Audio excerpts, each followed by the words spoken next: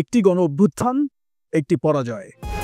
২৪ জুলাই আগস্টে যখন দেশের আপামর জনসাধারণ এক কাতারে এসে হিস্সা বুঝে নেবার লড়াইয়ে নামে, তখন আওয়ামী শিবিরে পরাজয়ের মেঘ ঘনীভূত। অতঃপর পতনকেই বরণ করে নিতে হয় তৎকালীন আওয়ামী রেজিমকে। ওয়ালটন আবারও মিলিনিয়ার অফারে ওয়ালটন ফ্রিজ কিনে আপনিও হয়ে যেতে পারেন মিলিয়নিয়ার। মিলিনিয়ার ছড়াছড়ি দেশ জুড়ে, এটা শুধু ওয়ালটনই পারে। রাজনীতিতে পুনরায় সক্রিয় হওয়ার চেষ্টা করছে আওয়ামী লীগ। গত কিছুদিন রাজধানী সহ দেশের বিভিন্ন স্থানে ঝটিকা মিছিল করেছে পতিত আওয়ামী লীগের নেতাকর্মীরা। দলটি দীর্ঘ ১৫.৫ বছরের ভয়াবহ অপশাসনের জন্য এক আনার অনুশোচনাও করেনি। এরই মধ্যে দেশে সংগঠিত হতে শুরু করেছে।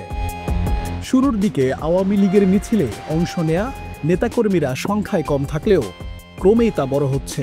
গত এক সপ্তাহে রাজধানীর প্রায় অর্ধশত স্পটে মিছিল করেছে আওয়ামী লীগ সহ নিষিদ্ধ ছাত্রলীগ। এখন প্রশ্ন ওঠে, প্রশাসন তাহলে কি করছে? রবিবার রাজধানীর বাড্ডায় আওয়ামী লীগের করা একটি ঝটিকা মিছিলে ২ শতাধিক নেতাকর্মী অংশ নেন। মিছিলটি চলে প্রায় আধা ঘন্টা। এই মিছিলের পর স্বরাষ্ট্র মন্ত্রণালয়ে ব্যাপক প্রতিক্রিয়া হয়। এরপরই আওয়ামী লীগের মিছিলের প্রতি পুলিশকে কঠোর হওয়ার নির্দেশ দেওয়া হয়।